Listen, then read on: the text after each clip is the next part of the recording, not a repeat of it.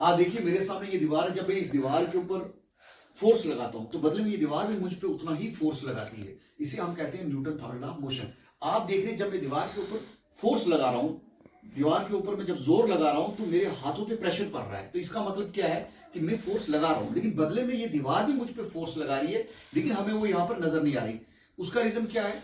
उसका रीजन है मेरे पांव के नीचे लगने वाली फ्रिक्शनल फोर्स।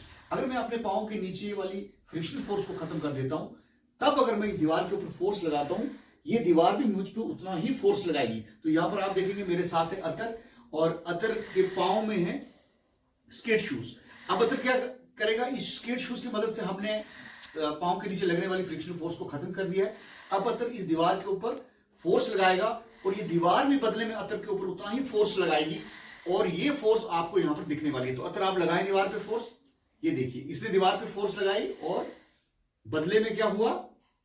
दीवार ने भी इस पे ऊपर उतनी ही फोर्स लगाई। तो इससे ये प्रूव होता है Newton third law of motion.